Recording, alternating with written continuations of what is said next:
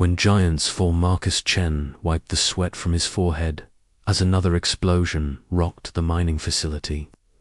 The emergency lights cast eerie shadows across the metal corridors of New Horizon Colony, and the smell of burning electronics filled the air.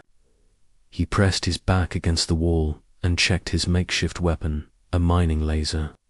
He had modified with spare parts from the workshop. The colony that had been his home for 3 years was dying. The shardlings had arrived without warning. 2 days ago, crystalline creatures that seemed to devour everything in their path. They consumed metal and flesh with equal hunger, growing larger and more aggressive with each meal. The colony's security forces had fallen within hours, leaving the remaining survivors scattered throughout the facility. Dr. Elena Vasquez crouched beside him, her tablet showing the energy readings from the creatures. Her dark hair was singed from a close encounter earlier, and her lab coat was torn and stained. She had been studying these creatures since they first appeared, trying to understand their behavior patterns.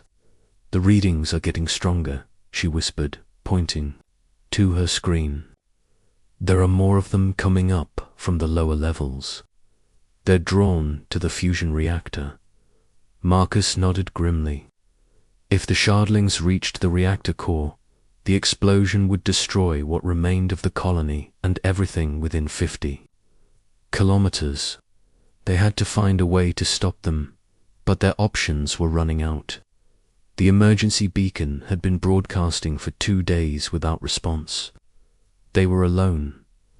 The sound of heavy footsteps echoed through the corridor, but these were different from the skittering noise the shardlings made.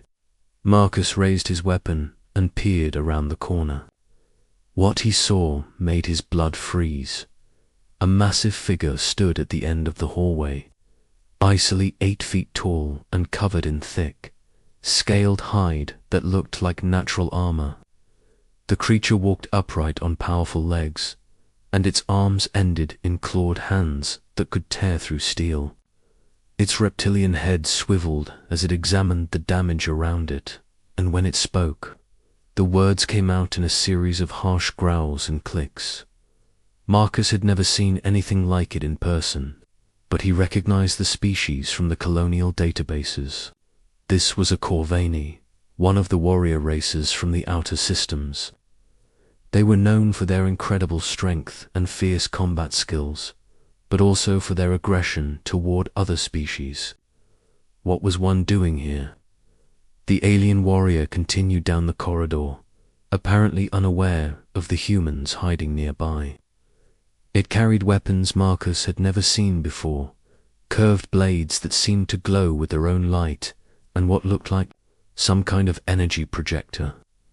As it moved, more figures emerged from the shadows behind it. An entire squad of Corvani warriors had somehow entered the colony. Alina grabbed Marcus's arm, her eyes wide with fear. The Corvani were known to be hostile to human settlements. If they had come to New Horizon, it was probably not to offer help. Marcus made a quick decision that would change everything. He stepped out into the corridor with his hands raised, making sure his weapon was visible but not threatening. The lead Corvani warrior spun around within human speed, its glowing blades immediately pointed at Marcus's chest. The creature's eyes were like yellow gemstones, cold and calculating. "Wait," Marcus said, hoping the translator device on his belt would work. "We have a common enemy." The Corvani tilted its massive head, studying the human with obvious contempt. When it spoke, the translator converted its growls into rough English. "Weak flesh. You bring death to this place with your failures." More Corvani emerged from behind their leader, and Marcus counted at least 6 of them. Each warrior was massive and deadly looking, their weapons gleaming in the emergency lighting. But before anyone could make another move, the sound that had haunted Marcus's nightmares for 2 days echoed through the facility. The shardlings were coming. The crystalline creatures rounded the corner in a wave of glittering death. They moved, like a combination of insects and gemstones, their faceted bodies reflecting the light as they scuttled across the walls and ceiling.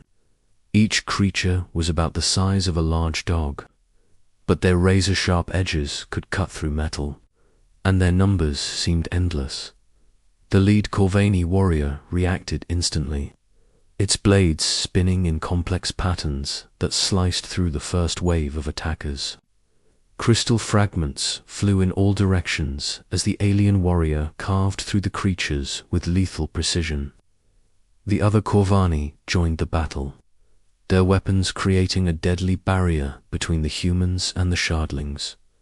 Marcus had seen these creatures tear through armed security guards like they were made of paper, but the Corvani fought them with brutal efficiency. Their scaled hide protected them from the shardlings' cutting edges, and their strength allowed them to crush the creatures with their bare hands when necessary. But there were too many shardlings, and more kept coming. Marcus saw one of the younger Corvani warriors stumble as 3 creatures attacked him simultaneously. Without thinking, Marcus raised his mining laser and fired, the concentrated beam cutting through 2 of the attackers and giving the warrior time to recover. The Corvani leader glanced at Marcus with something that might have been surprise, then returned to the battle. Alina emerged from her hiding place with her own improvised weapon, a sonic disruptor she had created from laboratory equipment.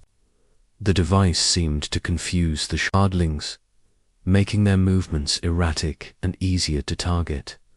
For several minutes, the unlikely alliance held the corridor. The Corvani provided the raw fighting power, while the humans used their tools and knowledge to support them. Marcus found himself fighting back-to-back with a warrior he would have considered a monster an hour earlier. The alien warrior's name was Throxel. Marcus learned during a brief pause in the fighting. The massive Corvani had initially seen the humans as nothing more than weak prey, but watching Marcus and Alina fight with determination and intelligence had begun to change his perspective. "Your weapons are strange," Throxel growled as he examined Marcus's modified mining laser, "but they cut crystal flesh well enough." Marcus wiped crystal dust from his face and looked at the Corvani's glowing blades. "Your weapons are amazing. How do they cut through anything?" Before Throxel could answer, Elena's scanner began beeping frantically.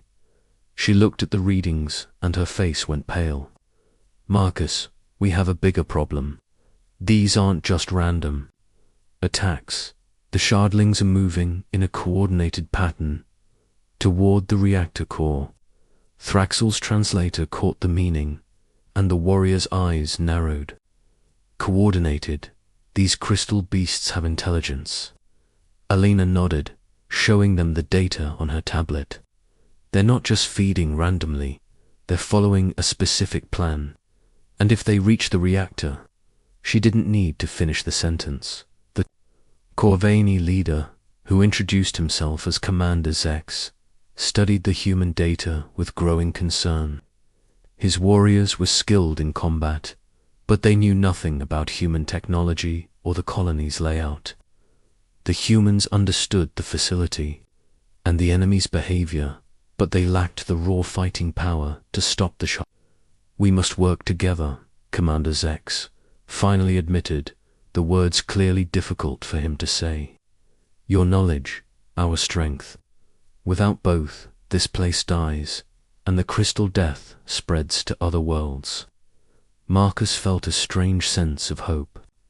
For the first time since the attacks began, the Corvani were fierce warriors, but they were also intelligent enough to recognize when cooperation was necessary. "We know the colony layout and the creature's weaknesses. If we combine that with your combat skills, we might actually have a chance," Alina finished. Throxel hefted his weapons and looked down the corridor toward where more shardlings were gathering. Then we fight as one pack, human cleverness and Corvani strength against the crystal death. As they moved deeper into the colony, Marcus found himself amazed by how quickly the two species adapted to working together. The Corvani warriors provided protection, while the humans used their knowledge of the facility to guide them through the safest routes. Elena's scientific instruments helped them track the shardlings' movements, while Marcus's engineering skills allowed him to modify equipment into more effective weapons. The Corvani were impressed by human adaptability. They watched in fascination as Marcus turned mining equipment into weapons and Elena created traps using laboratory chemicals. The humans, in turn, were awed by the aliens' combat prowess and tactical discipline. But as they fought their way toward the reactor core, Elena made a discovery that changed everything. The shardlings weren't just consuming material randomly, they were building something. The crystal fragments left behind after each attack were forming into larger structures, creating a network throughout the colony. "They're not just parasites," Elena said, her voice filled with dread as she studied the readings. "They're preparing the colony for something else, something much bigger." Commander Zex examined the crystal formations with his own scanning equipment. What he saw made even the fearless warrior step back in alarm. "These patterns, they are like the beacon signals our ships use. The crystal beasts are calling something to this place." Above them, beyond the colony's damaged hull, space began to shimmer with an unnatural light. Something massive was approaching New Horizon colony, drawn by the shardlings' crystal network. The real battle was about to begin. Marcus looked at his new alien allies and felt both fear and determination. They had learned to fight together against the shardlings, but whatever was coming would test both species like nothing ever had before.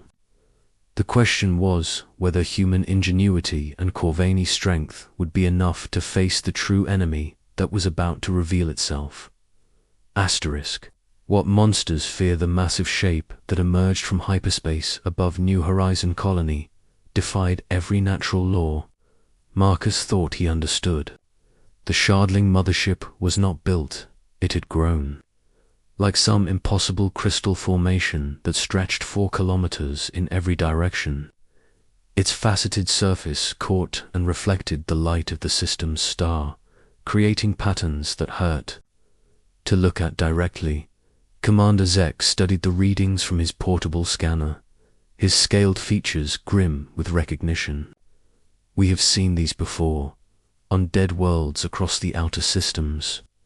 Where these great crystal ships appear, nothing remains but empty stone and silence."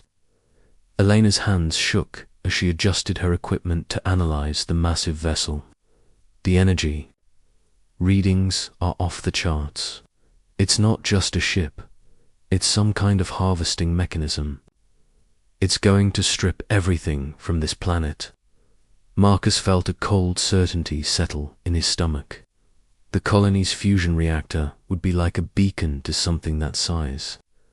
Once the mothership started harvesting, it would consume not just New Horizon, but eventually the entire planet. And then it would move on to the next world, and the next. "How long do we have?" he asked Elena. She checked her readings twice before answering. "The crystal network the shardlings built is almost complete. Maybe 4 hours before it's strong enough to support the mothership's harvesting beam." Throxell growled something in his native language that the translator didn't catch, but the tone was clear enough. The massive warrior looked up at the ceiling, as if he could see through the colony's hull to the threat above. For hours to kill something that size, even a full Corvani battle fleet would struggle with such a target. But Marcus was already thinking, his engineer's mind working through possibilities and calculations. He had spent 3 years learning every system in the colony, every piece of equipment, and every structural weakness. An idea was forming, dangerous and probably impossible, but it was better than waiting to die. What if we don't try to fight it directly, he said. What if we make it so the colony isn't worth harvesting? Commander Zex's yellow eyes fixed on the human. Explain your thinking, small one. Marcus pulled up the colony's technical schematics on Elena's tablet, highlighting the fusion reactor and the mining equipment. The mothership needs the crystal network to focus its harvesting beam. But what if we could overload the entire system, create feedback that would make the colony useless to them? Elena studied the data, her scientific mind racing through the implications. You're talking about destabilizing the fusion reactor while simultaneously overloading every piece of mining equipment in the colony. The energy release would be ... massive. Marcus finished, but contained and controlled. Not an explosion, a controlled release. That would fry every crystal formation in the colony and make the whole place electromagnetically dead to their senses. Throxell looked confused by the technical discussion, but Commander Zex was nodding slowly. This would require precise timing and perfect coordination. One mistake, and the explosion would destroy everything anyway. That's where we need both our species, Marcus said. Humans can handle the technical work. We know the systems, and we can improvise solutions. But we'll need Corvani warriors to protect us while we work, and to handle the shardlings that will try to stop us. Over the next hour, the unlikely alliance developed into something neither species had imagined possible.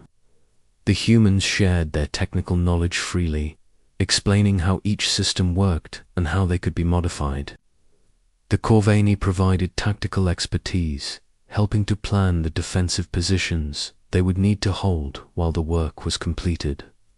Asterisk. Elena created detailed maps showing the crystal network's weak points, while Marcus designed the modifications needed to turn the colony's own power systems into a weapon against the invaders. Commander Zex and his warriors planned defensive positions, identifying choke points where they could hold off shardling attacks with maximum efficiency. But it was Throxell who provided the insight that made the plan possible. The young warrior had been studying human behavior throughout their cooperation, and he understood something his commander had missed. Humans do not fight like Corvani, he said during the planning session. We think of battle as conquest, victory through strength. But humans fight like water flowing around stones. They find ways through problems instead of trying to break them. Marcus looked at the alien warrior with new respect. That's exactly right. We adapt to situations instead of forcing situations to adapt to us. This understanding changed how they approached the final battle. Instead of trying to hold fixed positions against overwhelming numbers, they would use the colony's layout to their advantage. The humans would work in mobile teams, moving from system to system, while the Corvani provided flexible protection that could respond to threats as they developed. The work began with 3 hours remaining before the mothership's harvesting beam came online. Marcus and Elena split up to cover more ground, each accompanied by Corvani warriors who had learned to work with human technology. The alien strength made it possible to move heavy equipment quickly, while their combat skills kept the shardlings at bay. Marcus found himself working alongside Throxell more and more frequently. The massive warrior had developed an intuitive understanding of human problem-solving methods, and he could anticipate what Marcus needed before the human engineer asked for it. When a pack of shardlings attacked their position in the main power distribution center, Throxell held them off single-handedly while Marcus completed the delicate rewiring that would redirect power from the habitat systems to the mining lasers. Asterisk. Alina worked with Commander Zex in the reactor control room, her scientific knowledge combining with the alien leader's tactical experience to create solutions. Neither could have developed alone. When the crystal network began adapting to their sabotage efforts, Alina found ways to mask their electromagnetic signatures, while Commander Zex coordinated counterattacks that kept the shardlings confused and disorganized. But the real test came when the mothership detected what they were doing. The massive crystal vessel began sending more shardlings down to the colony, and these were different from the ones they had fought before. They were larger, more intelligent, and they seemed to understand that the humans and Corvini were working together. The new shardlings tried to separate the mixed teams, attacking the humans while avoiding the Corvini, or vice versa. They had learned that the Alliance was the real threat, and they were trying to break it apart. "They're adapting to our cooperation," Alina reported over the communications system. "They know we're stronger together." Marcus was in the mining control center when the largest wave of shardlings yet attacked their position.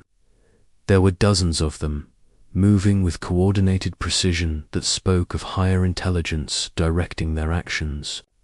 Throxell and 2 other Corvani warriors formed a defensive line, but even their incredible combat skills were being overwhelmed by sheer numbers. That was when Marcus saw something that would stay with him for the rest of his life. As the Corvani warriors were pushed back by the shardling assault, the other human teams throughout the colony did something no one had ordered or planned. They abandoned their own work to come to the rescue. Dr. Vasquez arrived first, using her sonic disruptor to scatter a group of shardlings that were trying to flank Throxell. Chief Engineer Park came next, wielding a modified plasma cutter that could slice through multiple crystal creatures at once. Technician Roberts and Communications Officer Liu appeared with jury-rigged weapons that fired focused electromagnetic pulses. But it wasn't just the weapons that impressed the Corvani. It was the way the humans fought. They didn't engage in individual combat like warriors seeking personal glory.